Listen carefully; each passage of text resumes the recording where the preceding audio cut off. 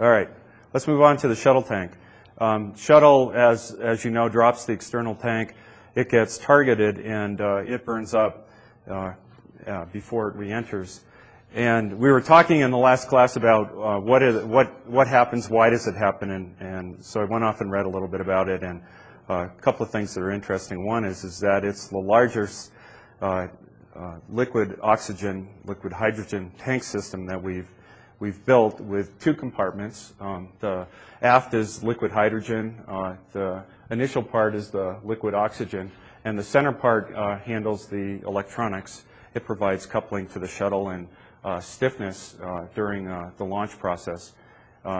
Reports that I've heard about this tank itself is that if you didn't pressurize it and left it out in the wind would actually distort and potentially crush the tank, that the walls of the tank are so thin. So the tank itself needs to be pressurized and filled.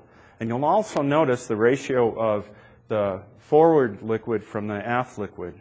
They're not shared 50-50. In fact, there's far more of the fuel than there is of the oxidizer.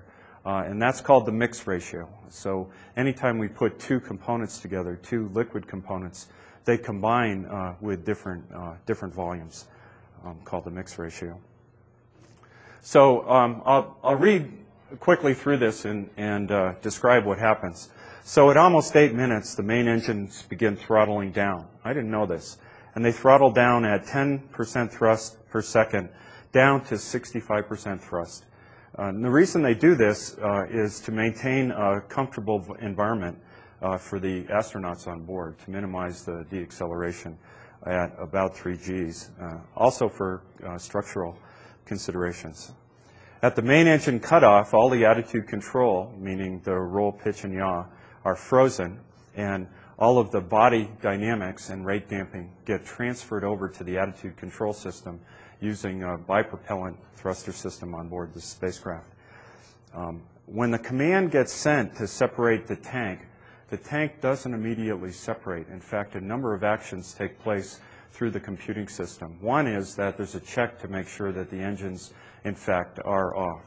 The next is that the valves that connect to the shuttle are closed, and they're checked to make sure that they are, in fact, closed. Latches are unlatched and retract, as well as arms controlling and holding the tank. And then finally, the liquid oxygen tank tumble vent valve, which creates the motion as the tank comes off the shuttle, gets fired.